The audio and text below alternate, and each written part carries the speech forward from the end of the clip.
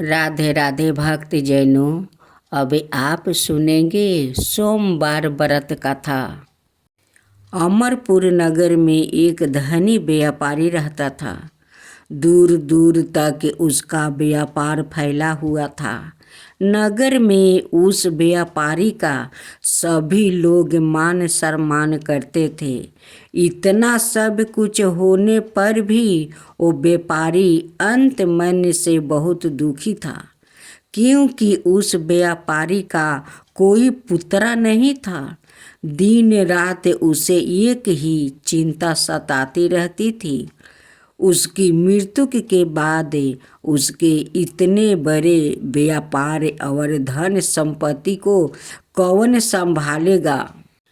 पुत्र पाने की इच्छा से वो व्यापारी प्रति सोमवार भगवान शिव की मंदिर में पूजा किया करता था।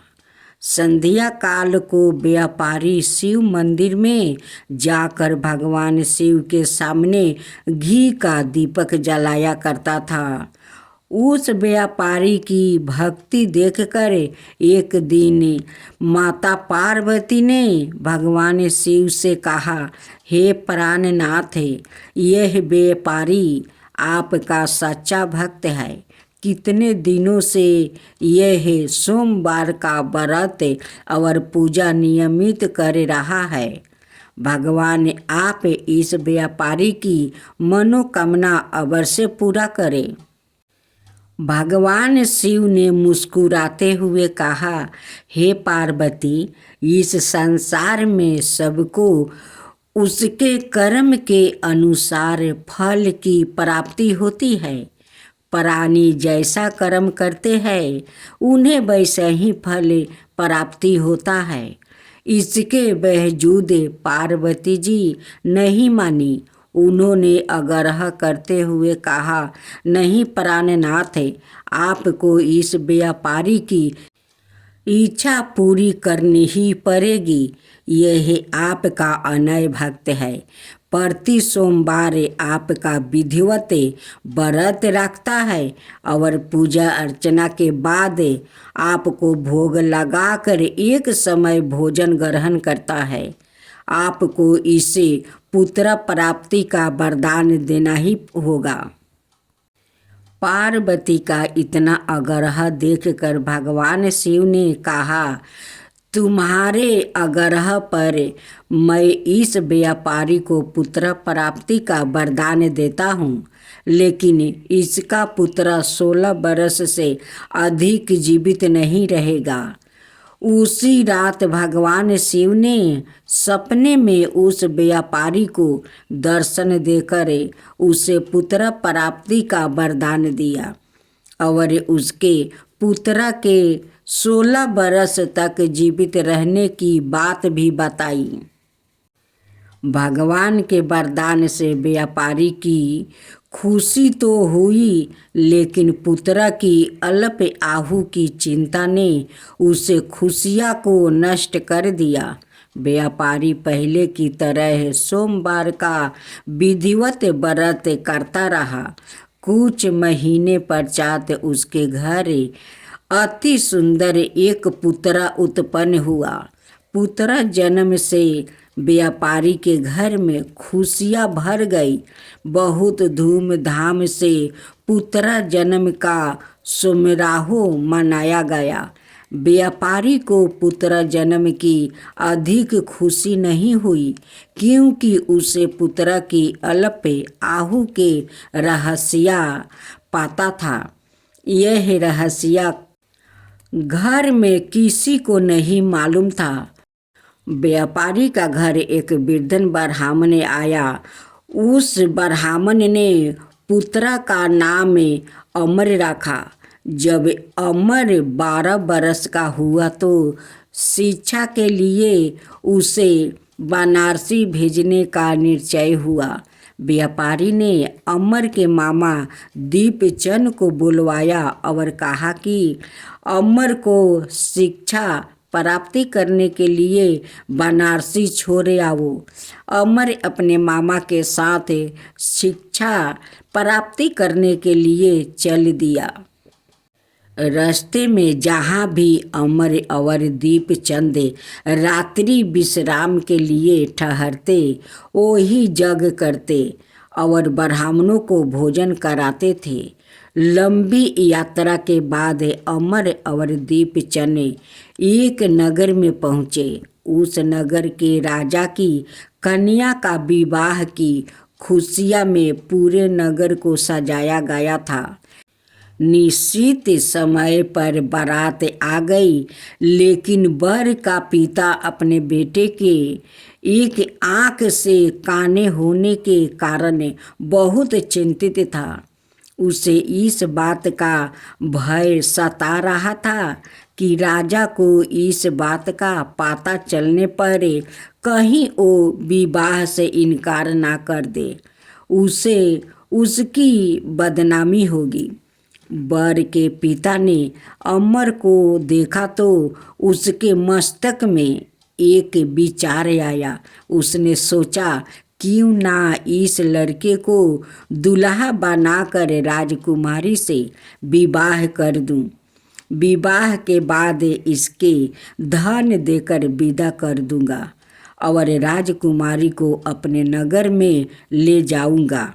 वर के पिता ने इसी संबंध में अमर और दीपचंद से बात की। दीपचंद ने धन मिलने के लालच में वर के पिता की बात स्वीकार कर लिया।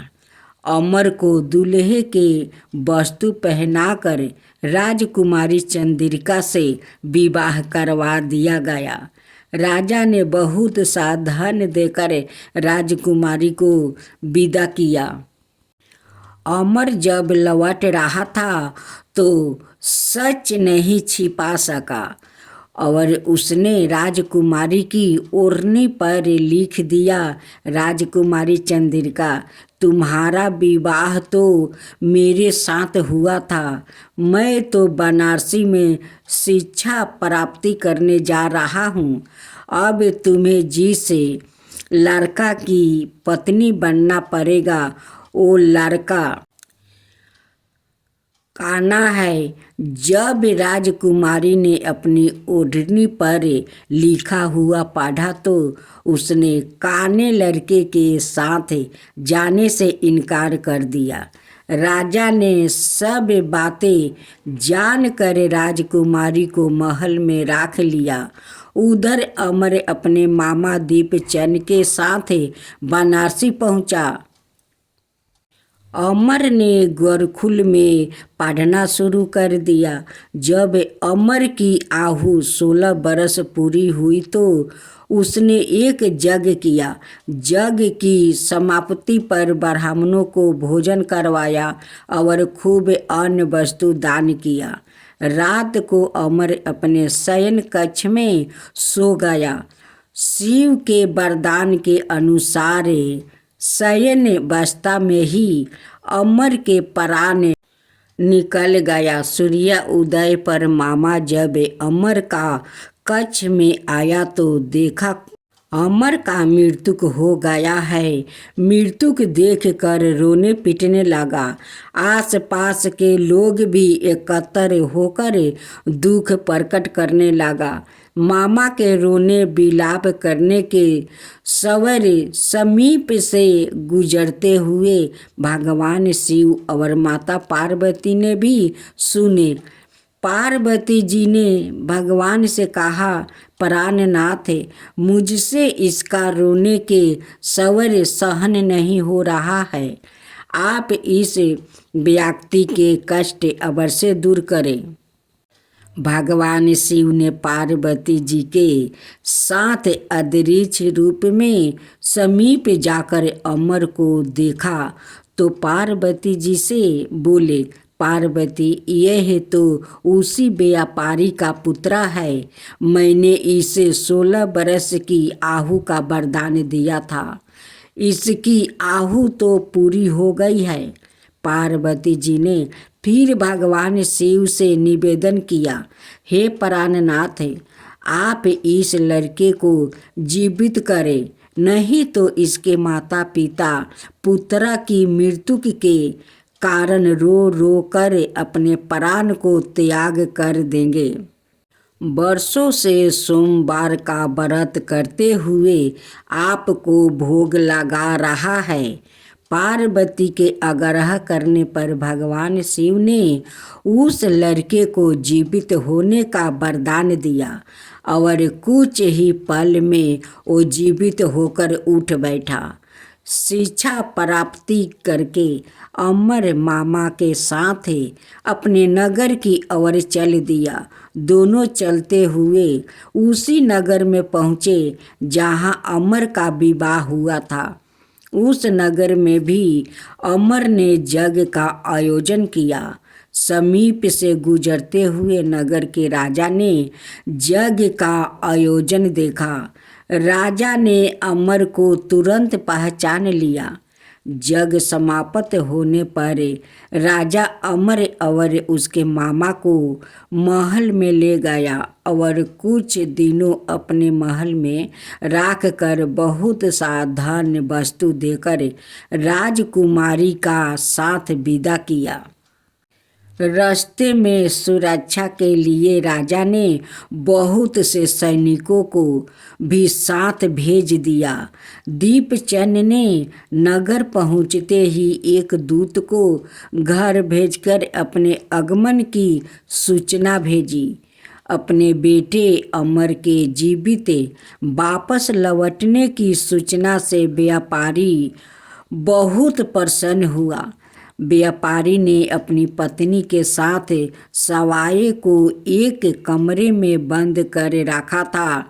भूखे प्यासे रहकर व्यापारी और उसकी पत्नी बेटे की प्रतीक्षा कर रहे थे।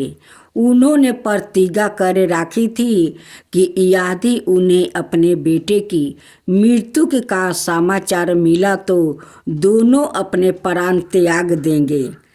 व्यापारी अपनी पत्नी और मित्रों के साथ नगर के द्वार पर पहुंचा। अपने बेटे के विवाह का समाचार सुनकर पुत्रवधू राजकुमारी चंद्रिका को देखकर उसकी खुशी का ठिकाना न रहा।